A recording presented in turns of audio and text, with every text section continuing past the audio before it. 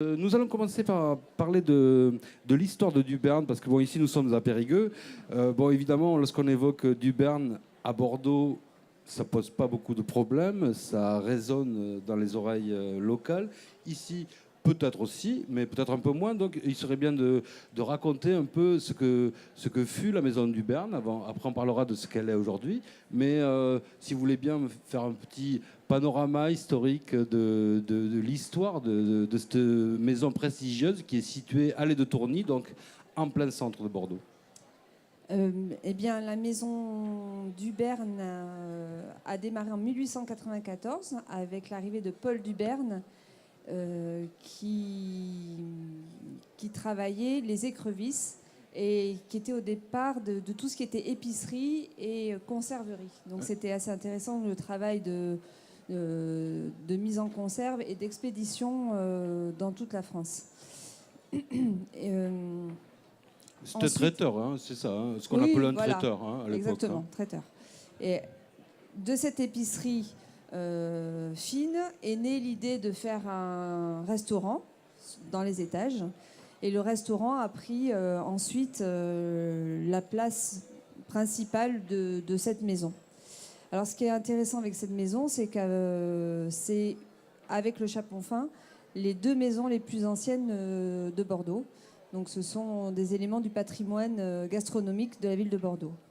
Mon mari et moi, nous sommes architectes et nous avons décidé en 2010 de reprendre cet établissement parce que justement le côté ancré dans Bordeaux nous intéressait et d'essayer de retrouver un petit peu l'esprit des maisons bourgeoises bordelaises. C'était notre but, tout en y liant la convivialité due à la gastronomie.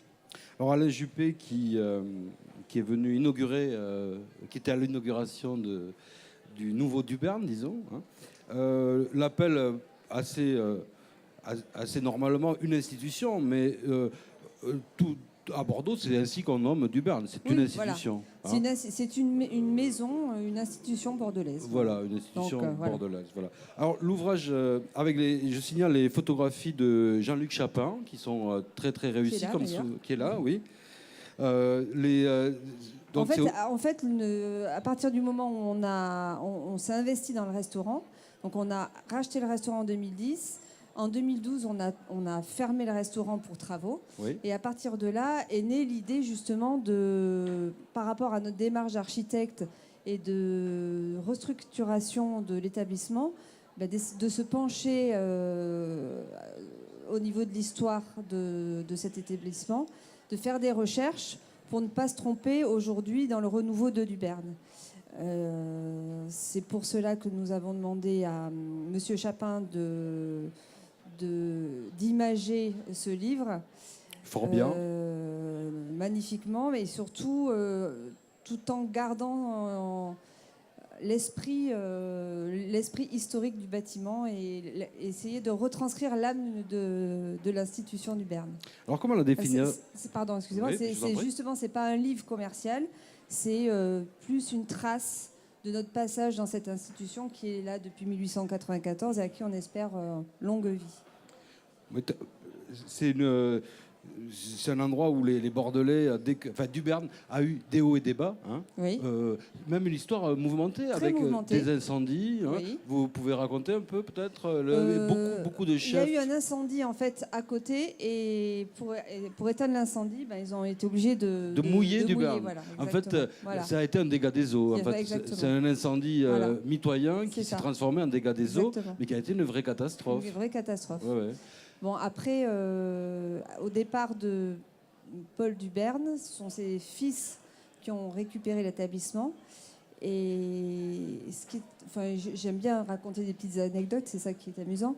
Ils ont été appelés aux arts ménagers de Paris, les frères Duberne, pour organiser le repas. Et ils se sont ligués à plusieurs restaurateurs pour lutter contre le tabac pendant les repas. Et c'était à l'époque très avant-gardiste. Ah bon ? Parce que oui, c'est vrai. Ah ouais. Le but, c'était justement le goût, la saveur. Et ils ont eu gain de cause. Ah oui, il y avait des restaurateurs à une époque qui, dès que quelqu'un allumait une cigarette avant le café, hein, Oui, avant le café, il leur portait l'addition c'est ça. pour les C'est un fautes peu d'or. cet esprit-là. Ben oui, Ouais, oui, ouais, bien ouais. sûr. Avant le café. Par contre, après le Après café, le café, voilà. il leur permis. demandait pas de quitter la. C'était permis. Ouais, voilà. Très bien. Alors, donc, Duberne a une vie mouvementée avec énormément de chefs qui sont passés. Oui. Des chefs comme Christophe Girardot, à fait. enfin, qui devrait être là d'ailleurs, je ne sais pas s'il est là, qui est dans le coin.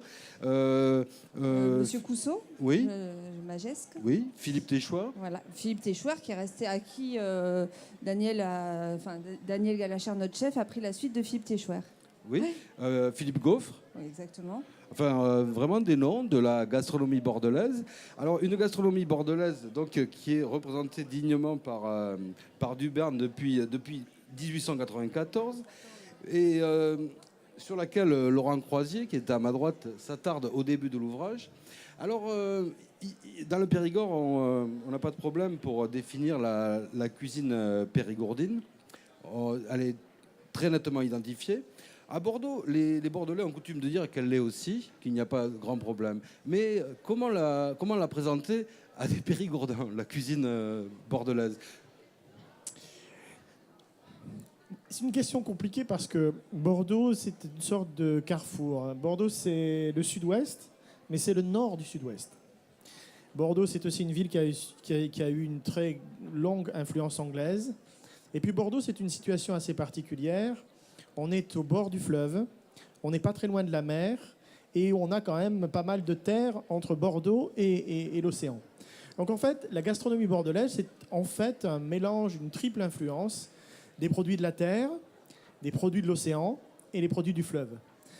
Donc c'est ça la gastronomie bordelaise. Mais cette gastronomie bordelaise va évoluer aussi au fil des ans, au fil des siècles, au fil des chefs qui vont marquer de leur histoire, de leurs influences, cette cuisine-là. Donc il y a des produits incontournables quand même. Voilà, il y a les produits du fleuve tout d'abord. Alors on connaît beaucoup la pas très sympathique lamproie. La lamproie, oui. Qui est une sorte de poisson très, très primitif, qui vit, en fait, qui est un parasite, qui vit en se fixant sur d'autres êtres vivants, en particulier des poissons, dont des aloses, et qui vit en suçant le sang et la lymphe des autres êtres. Donc, c'est pas un poisson très sympathique, mais on la pêche, on la prépare, elle est saignée, et on fait une sauce à base de son sang, et elle est généralement coupée en tronçons et accompagnée de morceaux de poireaux, coupés de la même manière. On le met en conserve et ensuite les familles bordelaises gardent les conserves et on les ouvre au fil des ans, certains préférant, comme les vins, des conserves qui ont acquis un certain nombre d'années. Donc ça, c'est une tradition un peu curieuse. Mais... Est-ce qu'elle sort de l'estuaire gastronomiquement, je veux dire? Oui, la lamproie est un poisson d'estuaire qui est là depuis la préhistoire, oui. Un poisson extrêmement ancien, tout comme l'esturgeon d'ailleurs. Alors l'esturgeon, c'est le caviar. Le caviar de Gironde ne vient absolument pas des esturgeons qui étaient originaires du fleuve, puisque ces esturgeons ont pratiquement été complètement décimés. L'histoire de l'esturgeon est assez simple en fait. À la fin du 19e siècle, on pêche de très nombreux esturgeons. Ils sont très très nombreux dans l'estuaire. Et une aristocrate russe va s'apercevoir en venant discuter avec des pêcheurs qui pêchent ces poissons-là que les pêcheurs jettent les œufs aux poules. Et elle leur dit non mais c'est bon ce qui est jeté là, alors qu'on garde le poisson pour le manger. Et alors elle va leur apprendre à faire une recette qui permet de préparer ces œufs. Et son mari, qui s'appelle Scott, va se mettre en contact avec une maison de négoce parisienne qui s'appelle Prunier. Et en 1925, la maison Prunier, à Paris, se met à vendre du caviar venant de Gironde. La notoriété de ce caviar se déploie de manière importante, mais la guerre arrive en 1939 et donc l'activité décroît. Et après-guerre, il y a une sorte d'extraordinaire explosion de la pêche pour qu'on récupère les œufs. Et en 30 ans, on décime la totalité ou presque de la population des esturgeons. Donc le caviar d'aujourd'hui, c'est un caviar qui est issu de souches d'esturgeons d'Alaska et qui sont élevés dans des bassins et qui proviennent de ces élevages artificiels et non pas de la pêche de ce qui est dans le fleuve. Alors, autre aussi, comment dire, Marqueur, identificateur de la gastronomie bordelaise, la pibale, qui sont des alevins d'anguilles. L'anguille est un poisson migrateur et des colonies d'alevins remontent le cours du fleuve et sont pêchés par des filets de toute petite maille par des pêcheurs. Et ça aussi, c'est un des aspects de la gastronomie dite bordelaise. Tout comme les chevrettes, qui sont de petites crevettes blanches qu'on pêche aussi dans l'estuaire ou dans le bas de la Garonne, et qui sont généralement accompagnées de badiane. On fait cuire avec de la badiane, c'est de l'anis étoilé, et qui donne un petit goût anisé. Donc voilà, ça c'est l'influence du fleuve. Ensuite, l'influence pour la terre, c'est notamment, tout le monde connaît l'agneau, avec une tradition d'agneau de Pauillac, qui est une des viandes les plus appréciées dans la région bordelaise. Et puis il y a l'influence du Périgord avec les canards, qui sont pas très loin et qui sont aussi un des objets, un des croisements de cette gastronomie bordelaise. Périgord et Gascogne, les canards. Voilà, Périgord, Gascogne. Et puis il y a aussi, de temps à autre, des influences sudistes dans la cuisine bordelaise. Influence basque, voire influence espagnole, qui remonte avec quelques épices, piment d'Espelette, quelques charcuteries aussi, qui relèvent un petit peu cette cuisine-là. Alors on a aussi les cèpes qui évidemment sont en commun. Alors les cèpes, on les trouve dans la région, puisque dans le vignoble, enfin autour du vignoble, les quelques bois qui sont pas très loin, dans le Médoc, etc., sont des forêts qui sont très riches en cèpes. Ouais, on appelle le cèpe médocain. Dite de Bordeaux. Dite de Bordeaux. Voilà, très bien. Alors, on va revenir à la Maison du Berne. Finalement, c'est rare les restaurants qui sont cités par des prix Nobel, parce que Patrick Modiano, dans son premier roman, Place de l'Étoile, je crois, parle de la Maison du Berne. Bon, on ne sait pas... Pardon. Ce n'est pas le roman le plus réaliste de Patrick Modiano, Place de l'Étoile, mais c'est quand même parce qu'il a passé du temps, une partie de son adolescence à Bordeaux, et la Maison du Berne est citée. Tout à fait. Et on retrouve du Berne cité dans plusieurs ouvrages. Et on sait par ailleurs que François Mitterrand, quand il était adolescent, et qu'il avait de bonnes notes, descendait d'Angoulême avec son père pour manger chez du Berne. C'était la récompense un petit peu. Bon. Voilà. Il venait souvent. Il avait souvent de bonnes notes. Je ne sais pas. Bon. Oui, pardon. Alors aujourd'hui, la Maison du Berne, comment ça se passe ? J'ai appris que le restaurant gastronomique, vous l'avez mis en veilleuse. Où est-ce qu'on en est exactement ? C'est une très bonne question parce que ça relève un petit peu de la problématique de la restauration aujourd'hui, oui. Des cuisines, du prix de la main-d'œuvre, de tout, et aussi d'avoir un restaurant à étage. Oui. J'ai discuté avec Alain Ducasse il n'y a pas très longtemps qui me disait que les restaurants à étage engendraient un coût de 20% supplémentaire au niveau masse salariale et que c'était un élément à prendre en compte. C'est plus fatigant C'est pas plus fatigant, c'est qu'on a besoin de personnel supplémentaire. C'est ça, c'est long, quoi. Voilà. Oui, c'est long. Les trajets sont longs. Mais oui, c'est énorme. Énorme. Donc nous, on est sur 3 niveaux. Ouais. Donc à la base, le but, c'était d'avoir une brasserie sur le premier niveau et l'entresol et un restaurant gastronomique dans les salons. Aujourd'hui, notre idée, c'est d'avoir une seule cuisine et que cette cuisine s'élève au niveau de... Alors après, qu'est-ce qu'on en sous-entend sous gastronomie ? Moi, je pense qu'à partir du moment où on passe un bon moment avec des bons produits bien cuisinés, on est dans la gastronomie. Là, c'est complexe et ça demandera un débat très très long. Mais aujourd'hui, l'idée, c'est d'avoir un établissement qui permette cette cuisine de qualité. C'était compliqué d'avoir, en plus, dans l'espace qui nous est réservé à la cuisine de Duberne, malgré sa reprise et sa réhabilitation en 2012. C'est compliqué de faire au même endroit 2 cuisines, voire 3 quand on a des groupes différentes. Donc le but, c'était de gagner en qualité sur une seule cuisine. Donc voilà, aujourd'hui, on en est là. Donc avant que le restaurant gastronomique ne soit mis en veilleuse, il y avait le bistrot en bas, ce que vous ça. appeliez le Le bistrot. bistrot, le gastro. Le gastro. Alors Voilà. maintenant, comment ça Et s'appelle les alors salons qui permettent de recevoir des groupes, des groupes. Des mariages, voilà, Absolument. des événements importants. Bon, alors avec, décoré par vos soins, hein, voilà. c'est votre métier. Tout à hein. fait. Bon. Mais aujourd'hui, alors, est-ce que c'est redevenu un bistrot ou vous avez essayé un compromis, disons, entre les deux étages, un espèce d'entresol En fait, culinaire? La cuisine de Daniel Galacher, qui était, c'est sa cuisine qui était pointue, goûteuse, avec des bons produits. Formidable lièvre à la royale, je ne sais pas s'il le fait toujours. Oui, bien sûr.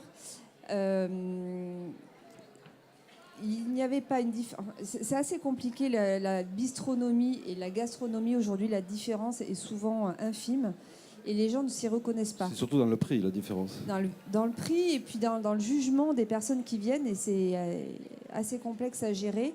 Il y a des personnes qui venaient au bistrot en disant c'est pas du gastro, des personnes au gastro venant en disant oh ben on a mangé quasiment la même chose pour moins cher en bas. Donc on a dit bon, on gomme ça et on essaie de faire une cuisine